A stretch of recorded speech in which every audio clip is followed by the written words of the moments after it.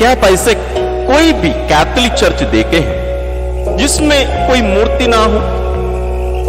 संभव ही नहीं। वहां कम से कम क्रूसिफिक्स यानी क्रूसित प्रभु कम से कम वहां दिखाई दे। और हो सकता है अधिकांश चर्चों में और मां मरियम की मूर्ति हो सकती है। घरों में संतों का फोटो, प्रभु यीशु का फोटो, चित्र, ये सब बहुत सारे दिखाई देते हैं। और सर्वप्रथम माना जाता है कि संत लूकस प्रभु यीशु, मां मरियम और अन्य कुछ कुछ घटनाओं के चित्र बनाई। और उसमें से एक फोटो यहाँ चेन्नई में संत थॉमस माउंट यानी जहां संत थॉमस शहीद हुए थे प्रभु यीशु के लिए, वहां पर एक फोटो रखा हुआ। तो क्या कैथोलिक कलीसिया इन चित्रों का, इन मूर्तियों का, इन प्रतिमाओं का उपयोग मूर्ति पूजा के लिए या मूर्ति पूजा को बढ़ावा देने के लिए उपयोग करती है? कदापि नहीं, बिल्कुल नहीं। मैं आज आपके सामने ऐसे 10 कारण रखूंगा। वास्तव में इससे बहुत ज्यादा है, लेकिन मैं 10 कारण रखूंगा क्यों कैथोलिक कलीसिया अपने चर्चेस में, अपने विश्वासियों के घर में और अन्य जगहों पर प्रभु यीशु, मां मरियम, अन्य संतों की मूर्ति, प्रतिमा, चित्र, फोटोज और अन्य चीजों का उपयोग कलीसिया करती है और कराती है। आइए हम शुरू करते हैं। सर्वप्रथम कारण है मनन, चिंतन और प्रार्थना में सहायता के लिए। आप संत अगस्तीन, अविला की संत तेरेसा और अन्य संतों का चित्र या मूवीज या फोटोज कहीं आप देखे होंगे, आप पाएंगे कि ये संतगण क्रूसित यीशु के सामने बैठकर कुछ लिख रहे होते हैं। क्यों? क्योंकि उसके द्वारा उन लोग मनन करते हैं उन रहस्यों में। उस चित्र के आगे जाने में ये चित्र उन्हें मदद करते हैं। बीएड में, शिक्षण प्रणाली में या टीचिंग टेक्निक्स में या मेथड्स में एक टेक्निक है ज्ञात से अज्ञात की ओर, दृश्य से अदृश्य की ओर। यहां भी वही होता है। जो रहस्य आज हमारे सामने वास्तव में दिखाई नहीं दे रहा है, लेकिन पहले घटित हुई है या घटित होने वाली है, उनको यहां एक चित्र के रूप में हमारे सामने रखा गया है। तो संतगण इस पर मनन करते थे और उन्हें ये चित्र या प्रभु यीशु की, क्रूसित प्रभु यीशु की विशेष रूप से ये प्रतिमाएं उन्हें प्रार्थना करने में और प्रभु यीशु के प्रति उनके अंदर जो प्रेम है वास्तव में, इन सबको प्रकट करने में ये प्रतिमाएं, ये चित्र, ये फोटोज उन्हें मदद किए। यदि आप इसके लिए कभी इन प्रतिमाओं का, मूर्तियों का, चित्रों का प्रयोग नहीं किए हैं, आप करके देखिए, आप इस कारण को समझेंगे। दूसरा कारण है ईश्वर से अपना संबंध को जोड़ने और गहरा करने के लिए। ईश्वर वास्तव में एक अदृश्य ईश्वर नहीं, ईश्वर दृश्यमान हुए पुत्र ईश्वर के शरीर धारण के द्वारा। वो ईश्वर जो वास्तव में एक रूप में लोगों को दिखाई नहीं दिए थे, अलग अलग चीजों का उपयोग किए थे, जैसे जलती हुई झाड़ी, बादल और अन्य अन्य रूप में ईश्वर अपनी उपस्थिति लोगों को बताते थे या दर्शाते थे। लेकिन प्रभु यीशु के आने के द्वारा ईश्वर अपना रूप दिखाया, एक रूप लिए हमारे सामने खड़े हो गए। और पवित्र वचन कहता है कि आज भी प्रभु यीशु उसी शरीर के साथ अपने पिता के दाहिने विराजमान, ये दृश्यमान ईश्वर है। और उस ईश्वर के साथ एक गहरा संबंध जोड़ने में ये सब प्रतिमाएं, चित्र हमारी मदद करते हैं। जैसे पिछले बिंदु में हमने देखा, संत लोगों के ईश्वर के साथ गहरे संबंध में, रिश्ते में वास्तव में ये प्रतिमाएं बहुत ही महत्वपूर्ण एक भूमिका निभाई। आप भी अपने घर में, अपने कमरे में इस प्रकार का आप उपयोग करते हैं तो सही तरीके से उपयोग करिए। संत रीता क्रूसित प्रभु के सामने हर दिन घुटने टेकर अपने कमरे में प्रार्थना किया करती थी और उनके साथ इतना घनिष्ठ संबंध में जुड़ जाती थी कि एक दिन अपने प्रभु से पूछ बैठी, हे प्रभु, तो मेरे प्रति अपने प्रेम के कारण अपने सिर पर इतना कांटों का मुकुट पाया, उसमें से एक कांटा मुझे देना ताकि मैं भी समझूं तू मुझसे प्यार करता है, मैं भी तेरे प्रति अपना प्रेम इस दुख के द्वारा मैं प्रकट कर सकूं। प्रभु यीशु क्रूसित प्रभु उसकी मांग को पूरी किए और प्रभु यीशु के कांटों के मुकुट से एक कांटा निकलकर संद्रिता के माथे पर आकर लग गया और उनकी मृत्यु तक, और आज भी उनका शरीर नष्ट नहीं हुआ है। अब उनके शरीर में उस निशान को देख सकते हैं। तीसरा कारण है संतों के सम्मान के लिए। आप देखे होंगे हमारे भारत देश में और अन्य देशों में भी संतों के नाम पर बहुत सारे संस्थाएं हैं, स्कूल्स हैं, कॉलेजेस हैं, चर्चेस हैं। वहां सब हम उन संतों की प्रतिमाओं को देख सकते हैं। मूर्ति हो, चित्र हो, कोई फोटो हो या पेंटिंग्स हो, ये सब वहां रखे रहते हैं। क्यों? उनके सम्मान के लिए, उनके आदर के लिए। हमारे देश के नेताओं के भी मूर्तियों को हम अलग अलग जगहों पर देख सकते हैं। उनके सम्मान के लिए ये सब रखे रहते हैं और उनकी इन प्रतिमाओं के द्वारा हम वास्तव में उनके साथ एक संबंध जोड़ सकते हैं। इसके बारे में हम आगे भी देखेंगे। क्या आपके घर में आपके संत यानी आपके संरक्षक, आपके व्यक्तिगत हो सकते हैं, आपके पारिवारिक संरक्षक संत हो सकते हैं, क्या उनकी प्रतिमा, उनके फोटोस या उनके स्टैच्यूज क्या आपके घर में है?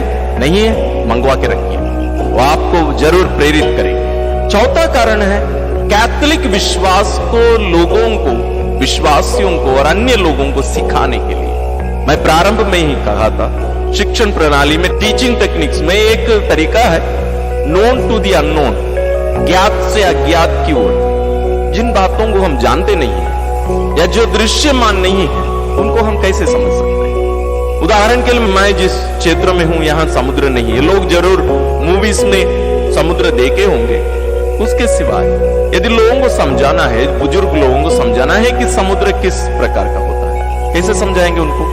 हमें उनको तालाब के बारे में बताना पड़ेगा, तालाब जिसको वे जानते हैं। फिर हमें बताना पड़ेगा कि समुद्र में भी ऐसे ही रहता है पानी, लेकिन उसकी सीमा नहीं होती है और उसमें लहरें होती हैं, और लहर जैसे तालाब में भी छोटी छोटी लहरें आती हैं जब हवा बहती है, तो उसी प्रकार लोगों को बताना पड़ेगा। लेकिन वहां लहर बहुत तेज से आती है, तो लोग थोड़ा सा कल्पना करने की कोशिश करें।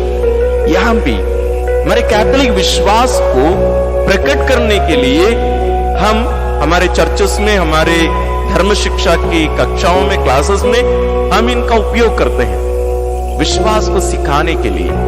जैसे हमारे धर्म शिक्षा की पुस्तकों में हम देखेंगे, संस्कारों के बारे में हो, अन्य रहस्यों के बारे में हो, वहां चित्र दिए जाते हैं, जैसे लोगोस बनाए जाते हैं। जैसे इस वर्ष हमारे रायपुर महाधर्म प्रांत का 50वां वर्ष जुबली है, यहां हमारे लिए एक लोगो बनाकर दिया गया है, क्रिस्त में हमारी जड़ें गहरी हों।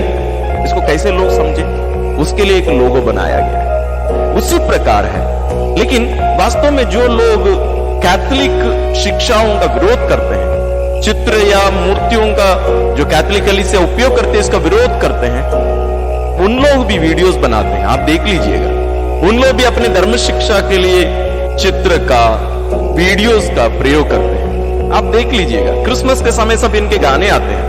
आप जाके यूट्यूब में और अन्य प्लेटफॉर्म से में देखिए, वहां भी हम जैसे वीडियोस यूज करते हैं वैसे उन लोग भी यूज करेंगे।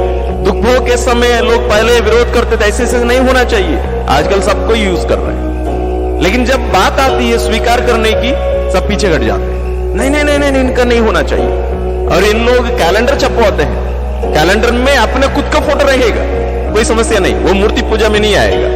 क्यों नहीं आएगा वो मूर्ति पूजा में? यदि उस जगह पर किसी संत का फोटो आता है या प्रभु का फोटो आता है, मां मरियम का फोटो आता है, वो मूर्ति पूजा बन जाती है। लेकिन खुद का फोटो आने से वो मूर्ति पूजा नहीं होगा। और जब ये मर जाएंगे, इनके बाद में आने वाली इनकी संतान लोग जब इनका फोटो यूज करेंगे, वो मूर्ति पूजा नहीं बनेगा। लोग यूज करते भी हैं, नहीं मैं उसमें ज्यादा नहीं जाना चाहूंगा, लेकिन एक टिप्पणी मैं करना चाह रहा था, क्योंकि जब दूसरे लोग यूज करते हैं तो वो गलत है, हम यूज करते हैं तो कोई गलत नहीं। तो कलीसिया इनको अपनी संतानों को शिक्षा देने के लिए उपयोग करती है। पांचवा है ईश्वर के प्रति भक्ति और प्रेम प्रेरित करने के लिए या उत्पन्न करने के लिए। प्रभु यीशु हमारे लिए मरे, दुख भोगे, सब कोई जानते हैं, पवित्र वचन में भी हम पढ़ते हैं, गाने में भी हम गाते हैं। लेकिन जो पाठ आप पढ़ते हैं, जो वचन आप पढ़ते हैं, उसको एक तरफ रखिए, दूसरे तरफ एक क्रूसित प्रभु की प्रतिमा को, मूर्ति को या चित्र को आप अपने सामने रखें। इन दोनों की तुलना करके आप देखिए किसके द्वारा प्रभु के लिए आपके मन में प्रेम ज्यादा उत्पन्न होगा। जरूर उस क्रूसित प्रभु को आप ध्यान से देखने से, मनन करने से, उस वचन पढ़ने से ज्यादा प्रभु के प्रति आपके मन में प्रेम जरूर उत्पन्न होगा। इसका मतलब मैं ये नहीं कह रहा हूं कि पवित्र बाइबल का उपयोग कम करना चाहिए, नहीं, सॉरी, आप गलत मत समझिए। लेकिन हमारी भावनाएं इस चित्र को देखकर, इस प्रतिमा को देखकर ज्यादा जागरूक होता है, ज्यादा उत्पन्न होता है। हमारी भावनाएं और भी गहरी होती है। जैसे ये जो फोटो आपके सामने ये स्क्रीन में जो दिख रहा है, प्रभु यीशु का पवित्र चेहरा का, इस चेहरे को देखिए। उनके चेहरे में जो दर्द, जो दुख का अनुभव वे कर रहे थे, और उनकी आंखों को देखिए, उनकी आंखों में जो प्यार दिख रहा।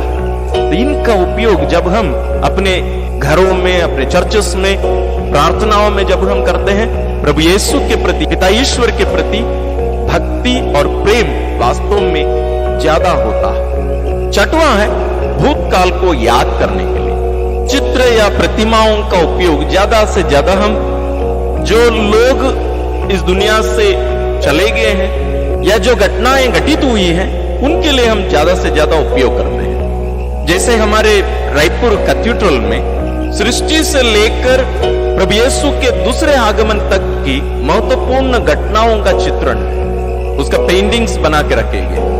तो इसके द्वारा इस चित्र को हम केवल एक चित्र को देखकर पूरा पवित्र बाइबल की एक पुस्तक की बातों को हम वहां समझ सकते हैं। प्रारंभिक कलीसिया में जब पवित्र बाइबल नहीं था, या उसके बाद में भी जब लोग ज्यादा शिक्षित नहीं थे, अभी भी हमारे भारत देश में आप देखिए कितने लोग शिक्षित, जो अशिक्षित हैं, उनके लिए यह चित्र वास्तव में पवित्र बाइबल के बराबर है। एक प्रकार से फिर मैं कह रहा हूं कि गलत मत समझिए, लेकिन उनके लिए ये सब पवित्र बाइबल से कम नहीं लगते। लेकिन हम जो पढ़ सकते हैं, हमारे लिए भी वो कार्य कर सकता है। सातवां है हमें आध्यात्मिक दुनिया की याद दिलानी। हम जो इस दुनिया में जी रहे हैं, हम केवल इस दुनियाई चीजों को, सृष्टि को देखकर आनंदित हैं, लेकिन हमें पता नहीं है कि आध्यात्मिक दुनिया भी है। वो केवल हमारी मृत्यु के बाद में नहीं आती है, वो दुनिया हमेशा के लिए है। वो तो उस दुनिया की ओर हम जा रहे हैं। तो इस संसार से, जहां हम अभी जीवित हैं इस शरीर में, यहां से उस आध्यात्मिक दुनिया की ओर हमारी इस यात्रा में, जब तक हम उस आध्यात्मिक दुनिया के बारे में मनन नहीं करेंगे, उसको अपनी आंखों के सामने रखकर नहीं चलेंगे, हम यहीं खो जाएंगे, हम यहीं खत्म हो जाएंगे। अब देखिए, जब आप यात्रा करते हैं, यदि हमें कोई मार्गदर्शन नहीं दिया गया, कोई साइन बोर्ड नहीं रखा गया है, और हम उस रोड से पहली बार यात्रा कर रहे हैं, आप जस्ट कल्पना करके देखिए, यदि कोई रास्ता बताने के लिए नहीं है, कहीं कोई भी साइन बोर्ड नहीं है, हम कहां खो जाए, हम घूमते रह जाएंगे, हम कभी भी अपना लक्ष्य नहीं पहुंचे।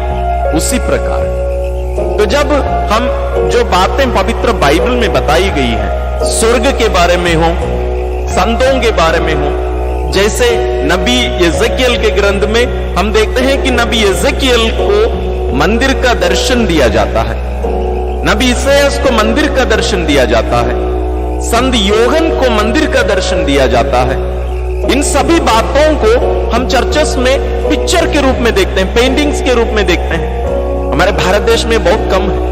आप विदेश के पुराने पुराने चर्चेस को देखिए, अभी भी जो चर्चेस बनाए जाते हैं, करोड़ों करोड़ों लोग खर्च करते हैं। किस लिए?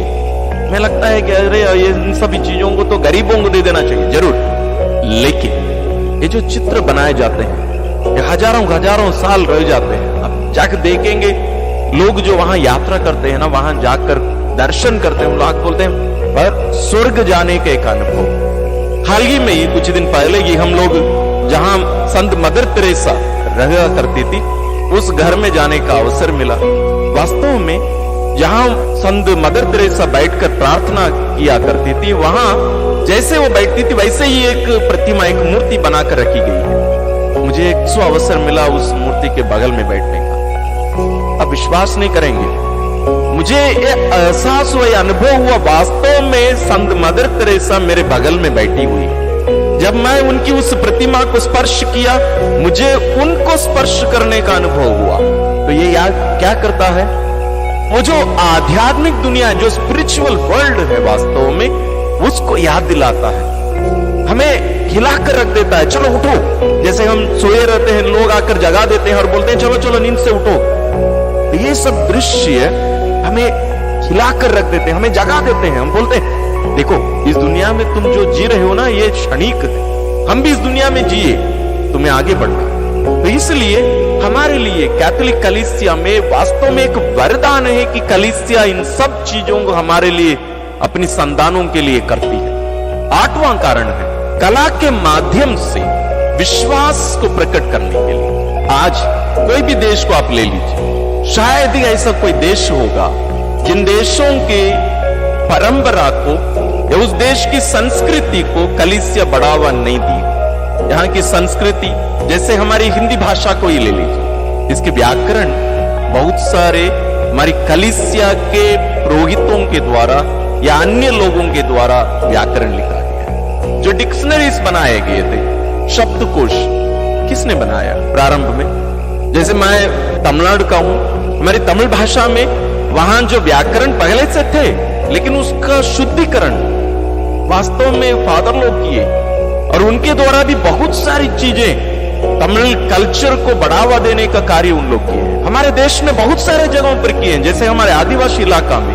यदि उन लोग इतना शिक्षित आगे बढ़े हैं, यदि आज उनकी परंपरा, उनकी कला इतना विकसित हो पाया है, उसका कारण कलीसिया है। तो कलीसिया अपने विश्वास को अपनी संतानों के द्वारा, उनकी जो कला है, ईश्वर जैसे हमें सृष्टि कार्य में अपने सहभागी बनाए हैं, उनके समान सृष्टि करने की शक्ति, क्षमता हमें दिए हैं। तो हम मनुष्य भी अपनी क्षमता का उपयोग करके हम अपने विश्वास को अलग अलग कलाओं के द्वारा हम प्रकट करते हैं। वो डांस हो, पेंटिंग्स हो, गाने हो, मूवीज हो, मूर्तियां हो और अन्य अन्य माध्यम क्यों ना हो, इनके द्वारा हम अपने विश्वास को प्रकट करते हैं। विश्वास को हम जारी रखते हैं। जैसे मैंने कहा, संत लूकस द्वारा बनाया गया एक चित्र आज भी चेन्नई में है।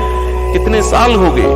लगभग 2000 साल हो चुके। कितने महत्वपूर्ण बातें हैं ये सब। और जैसे आज हम पवित्र रोजरी को देखिए, पवित्र रोजरी माला को आप देखेंगे, पहले केवल एक गोटी टाइप का रहता, आज आप उसको एक फूल के रूप में देख सकते हैं, क्रूस के रूप में देख सकते हैं, और अलग अलग चित्रों के रूप में देख सकते हैं। ये क्या होता है? अलग अलग माध्यम के द्वारा हमारी भक्ति को और भी गहरा करने के लिए, अपने विश्वास को गहरा करने के लिए ये सब माध्यम है। 9वां है लोगों को अच्छा जीवन जीने के लिए या पवित्र जीवन जीने के लिए प्रेरित करने के लिए। हम इस दुनिया में सब कोई उदाहरण ढूंढते हैं, आदर्श ढूंढते हैं। हमारे आदर्श कौन होते हैं? युवक युवतियों के कमरे में हम जाएंगे तो क्रिकेटर्स या मूवी स्टार्स या अन्य कोई व्यक्ति के चित्र मिलते थे, आजकल मोबाइल्स में मिलते थे। लेकिन जब हम अपने घरों में, अपने चर्चेस में, अपने संस्थानों में, स्कूल कॉलेजेस में, जब हम संतों की प्रतिमा, मां मरियम की प्रतिमा और अन्य रहस्यों को प्रकट करने वाले चित्र जब हम रखते हैं, ये हमें याद दिलाते रहते हैं। जैसे हम हमारे देश के महान नेता लोगों की मूर्ति या प्रतिमा जब हम देखते हैं, वे हमें प्रेरित करते हैं, देखो तुम्हें ऐसे जीना नहीं है। जब हम असीसी के संत फ्रांसिस की प्रतिमा, उनके फोटो हो या उनके कोई मूर्ति हो, जब हम देखें तो उनकी नम्रता हमें याद आती है। उनको दूसरा यीशु कहते थे, द सेकंड क्राइस्ट। वो उतना नम्र रहे, और हमें भी एक प्रकार से, जैसे मैं इसके पहले मैंने कहा, वो हमें हिलाकर रख देंगे, चलो जागो, तुम्हें ऐसे नहीं जीना चाहिए। यदि हम उनकी जीवनी को जानेंगे तो हमें पता चलेगा कि कैसे वे इतना अमीर घराने के होने के बावजूद सब कुछ त्याग कर, कैसे एक भिखारी बनकर, लोगों से भीख मांगकर, जो शिक्षा प्रभु यीशु हमें दिए ईश्वर की संतान के रूप में जीने का, उस स्वतंत्रता में जीने की एक चुनौती उस समय के लोगों को जैसे असीसी के संत फ्रांसिस दिए, आज भी जब उनकी जीवनी जानकर, जब हम उनकी प्रतिमा को, उनकी मूर्ति को, उनके चित्र को जब हम देखेंगे तो हमें भी याद दिलाए, हमें भी हिलाकर रख देंगे, जागो, तुम्हें स्वतंत्र होकर जीना है। तो ये सब संतगण हमें एक अच्छा जीवन जीने के लिए हमें प्रेरित करते हैं, केवल अच्छा जीवन नहीं, पवित्र जीवन जीने के लिए। ये सब हमारे लिए उदाहरण है। तो ये महत्वपूर्ण एक कारण है क्यों कलीसिया इसको बढ़ावा देती है। 10वां कारण है मुक्ति कार्यों को याद दिलाने। जैसे मैंने एक उदाहरण दिया था, हमारे कैथेड्रल में, रायपुर कैथेड्रल में पवित्र बाइबल के महत्वपूर्ण घटनाओं का पेंटिंग्स वहां रखे। हम भी जब क्रिसमस मनाते हैं, हम भी उसका फ्लेक्सेस बनवाकर यहाँ हम लोगों को याद दिलाने के लिए, देखने के लिए, सिखाने के लिए हम उनका प्रयोग करते हैं। जैसे प्रभु यीशु का जन्म, उनके कार्य, उनके दुख भोग, उनकी मृत्यु, उनकी शिक्षा, उनके पुनरुत्थान, उनके स्वर्गारोहण, उनके दूसरे आगमन और उनका संतों के जीवन में जो कार्य करके संतों का मन परिवर्तन और उनके पवित्र जीवन, इन सब कार्यों को प्रकट करने के लिए जब हम पेंटिंग्स या प्रतिमाओं का उपयोग करते हैं, वास्तव में हमें भी इनके द्वारा उसमें सहभागी होने के लिए एक प्रेरणा मिलती है। यहाँ मुक्ति कार्यों को याद दिलाया जाता है। हमें हमारे कैथोलिक विश्वास को, क्रिस्ती विश्वास को जीने के लिए वास्तव में हमें मजबूत करते हैं, प्रेरित करते हैं। तो इस प्रकार है वो 10 कारण। मनन चिंतन और प्रार्थना में सहायता के लिए, ईश्वर से संबंध जोड़ने के लिए, संतों का सम्मान करने के लिए, कैथोलिक विश्वास के बारे में सिखाने के लिए, ईश्वर के प्रति भक्ति और प्रेम उत्पन्न करने के लिए, भूतकाल को याद दिलाने के लिए, हमें आध्यात्मिक दुनिया की याद दिलाने के लिए, कला के माध्यम से विश्वास प्रकट करने के लिए, लोगों को अच्छा जीवन या पवित्र जीवन जीने के लिए प्रेरित करने के लिए, मुक्ति कार्यों को याद दिलाने के लिए। इसके साथ और भी बहुत सारी बातों को हम जोड़ सकते हैं, लेकिन हम इतना ही सीमित रखते हैं। आप जोड़कर जरूर कमेंट्स में बताइए कि और भी क्या क्या कारण हो सकते हैं। समापन में, यदि आप कैथोलिक हैं, आप इन बातों को और भी गहरे रूप से मनन करिए, अपने लोगों के साथ चर्चा करिए और जरूर कैसे आपके चर्चेस में, आपके घर में और भी ज्यादा से ज्यादा संतों की या हमारे मुक्ति कार्यों में, ईश्वर के जो मुक्ति कार्य हैं उससे संबंधित चीजों को हमारे घरों में हम कैसे और ला सकते हैं, अपने आप को प्रेरित कर सकते हैं, दूसरों को प्रेरित कर सकते हैं, इसके बारे में जरूर आप विचार करिए। मैं बहुत खुश हूं कि मेरी पल्ली में लोग ग्रोटो बनाना शुरू किए हैं। घरों में प्रभु यीशु के पवित्रतम हृदय के चित्र हैं, लगभग सभी घरों में है, और लोग कोशिश करते हैं कि स्वयं भी और कुछ करें। इसी प्रकार आप भी कोशिश करिए। ये सब हमारे क्रिस्तीय विश्वास को और भी गहरे रूप से जीने में और प्रकट करने में, दूसरों को सिखाने में ये सब बहुत मदद करते हैं। यदि आप भी पेंट कर सकते हैं, आप जरूर पेंटिंग्स बनाइए, अपनी कल्पना को उपयोग करिए। जो बातों को आप पवित्र बाइबल में पढ़ते हैं उसको कला के रूप में आप प्रकट करिए।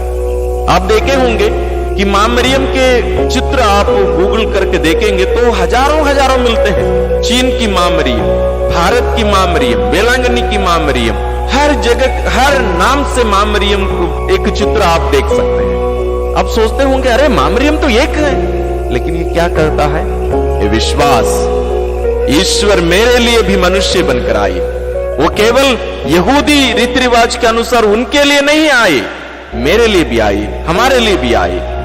तो हमारे रीति रिवाज के अनुसार, हमारे कल्चर के अनुसार, हम जैसे दिखते हैं, हम जैसे कपड़ा पहनते हैं, हमारा जो रंग है उसी रंग में मां मरियम, संतों, प्रभु यीशु को भी दिखाते हैं। एक कितनी अच्छी बात है। इसी प्रकार आप भी कोशिश करिए, गाना बनाइए और भी जितना हो सके अपने विश्वास को और भी गहरे रूप में जिए, दूसरों को भी जीने के लिए मदद करिए।